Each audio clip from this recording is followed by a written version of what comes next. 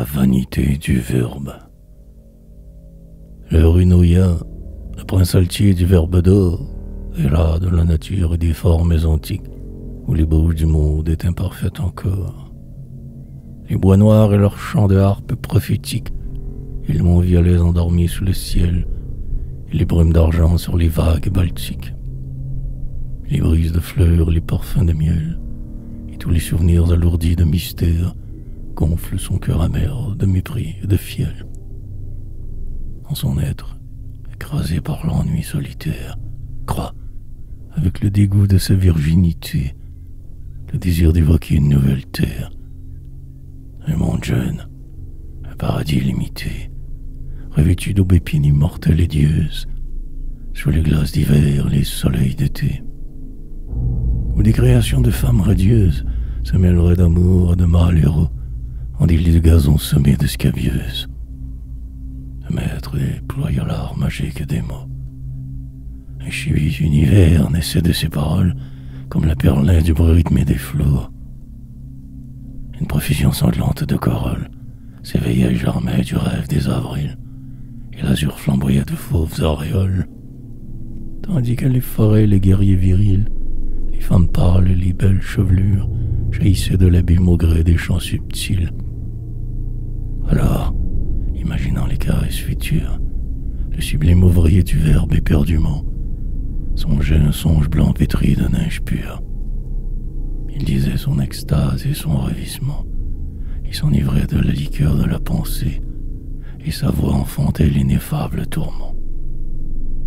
Elle faisait surgir au jour le fiancé, surhumaine, et la femme idéale venait, divinement resplendissante et cadencée. Elle marchait sur la bruyère et le genêt, et des astres vivaient au fond de sa prunelle.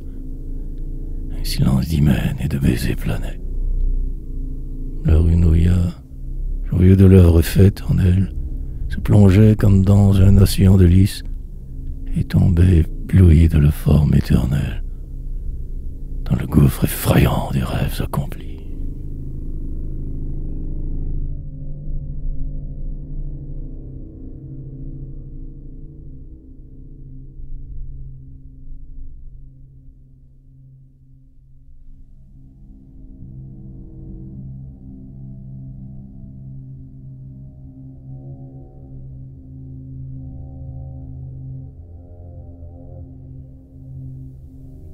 La contemplation dura 100 000 années.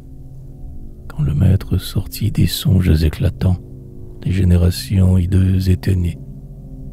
Les rythmes étaient morts, les rires insultants grimaçaient. Le soleil blâme sur les prairies, sans fleurs pleuraient les jours anciens et les printemps.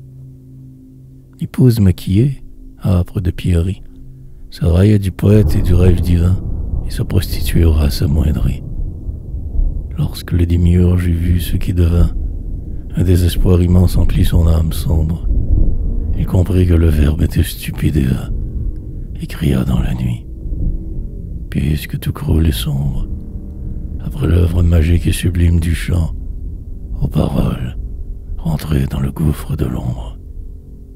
Va, monde, abîme-toi, triste soleil couchant, disparais d'un seul coup dans le néant avide. Fonds-toi dans ma fureur comme un lingot d'argent. Plus rien ne fut.